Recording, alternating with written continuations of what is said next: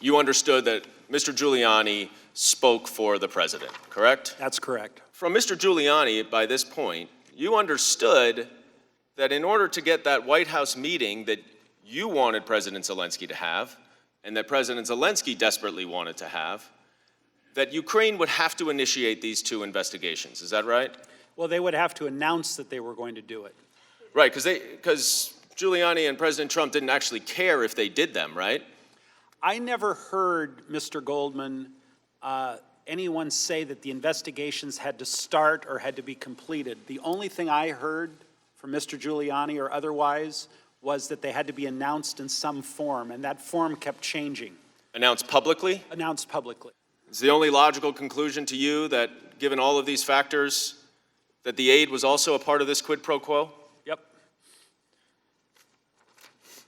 Now, I want to go back to that conversation that you had with Vice President Pence right before that meeting in Warsaw.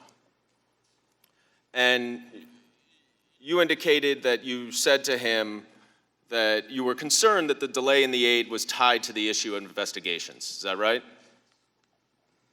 I don't know exactly what I said to him. This was a briefing attended by many people, and I was invited at the very last minute. I wasn't scheduled to be there.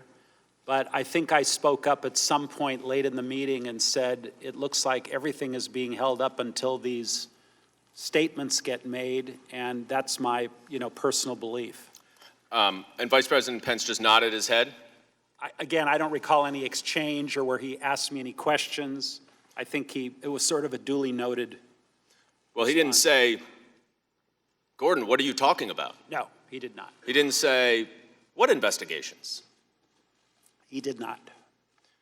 You do acknowledge you spoke to President Trump as you indicated in that text, right?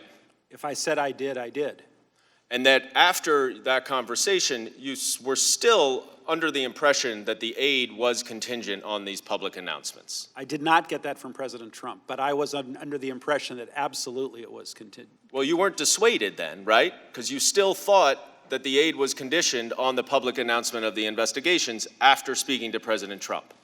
By September 8th, I was absolutely convinced it was. And President Trump did not dissuade you of that in the conversation that you acknowledge you had with him? I don't ever recall, because that would have changed my entire calculus. If President Trump had told me directly, I'm not— That's not what I'm asking, Ambassador Sondland. I'm just saying, you still believed that the security assistance was conditioned on the investigation after you spoke to President Trump, yes or no?